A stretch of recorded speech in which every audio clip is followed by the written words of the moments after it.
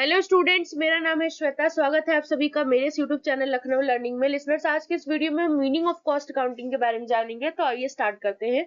So listeners, cost accounting क्या होती है देखते हैं। तो cost accounting is a branch of accounting that focus on capturing a company total production cost by assessing its variable and fixed cost. The primary objective is to help business understand their cost in order to manage and control them effectively. Here are some key aspects of cost accounting. Cost accounting में basically listener जितने भी cost यानी कि लागत जो होती है उससे रिलेटेड जो हम अकाउंटिंग करते हैं उसी को कहते हैं कॉस्ट अकाउंटिंग। तो ये भी एक ब्रांच है अकाउंटिंग की जो बेसिकली अब किस पर फोकस करती है, कंपनीज के टोटल प्रोडक्शन पे फोकस करती है। उसको कैसे कैप्चर करना है, जो भी टोटल प्रोडक्शन में खर्चा आया है, कॉस्ट आया है, उसको देखती है। उसके वेरिएबल और फिक्स कॉस्ट को एसेस करने के लिए, यानी कि कितने वेरिएबल कॉस्ट आए हैं, कितने फिक्स कॉस्ट आते हैं, उसको भी देखती है। यानी प्राइमरी ऑब्जेक्टिव्स का ये है कि ये बिजनेस को हेल्प करती है कॉस्ट को समझने में कि इस चीज को, कोई भी चीज को अगर हम मैनेज किया, कंट्रोल कर रहे हैं तो उसमें कितनी खर्चा आ रहा है, कितना लागत आ रहा है, कितना कॉस्ट आ रहा है। तो यहाँ पे कुछ की एस्पेक्ट्स है कॉस्ट अकाउंटिंग के। तो पहला आता है हमारा कॉस्ट एनालिसिस। तो इसमें हम कॉस्ट को एनालाइज करते हैं, यानी analysis cost associated with production including material, labour and overhead. बोला गया है हम कॉस्ट को एनालाइज करते हैं जो बेसिकली प्रोडक्शन से रिलेटेड होता है कि मटेरियल में कितना कॉस्ट आना है, लेबर में कितना आना है, ओवरहेड में कितना आना है, तो इन सारी चीजों से रिलेटेड।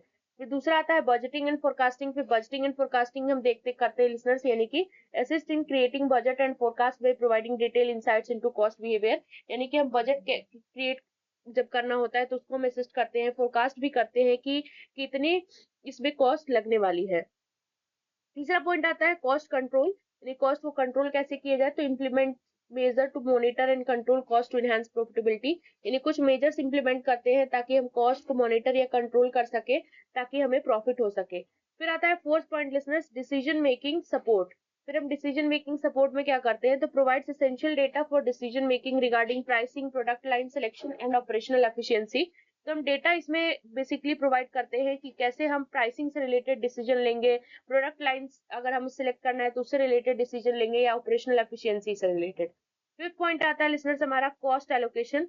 तो कॉस्ट एलोकेशन की बात कर ले लिसनर्स, तो कॉस्ट एलोकेशन में क्या है, तो कॉस्ट को कैसे एलोकेट किया जाए। तो allocates indirect cost overhead to specific departments, product और project for a more accurate cost assessment. बोला गया इनडायरेक्ट कॉस्ट को हम देखते हैं, ओवरहेड को देखते हैं, बेसिकली जो स्पेसिफिक डिपार्टमेंट से रिलेटेड होता है, प्रोडक्ट से रिलेटेड होता है या प्रोजेक्ट से रिलेटेड होता है, ताकि कॉस्ट का असेसमेंट हम बहुत ही अच्छे तरीके से कर पाए। तो लिसनर्स, आज के लिए बस इतना ही। आई होप आपको सारी चीजें क्लियर हो गई होंगी। वीडियो अच्छा लगे तो लाइक शेयर एंड सब्सक्राइब करना ना भूलिएगा। Thank you.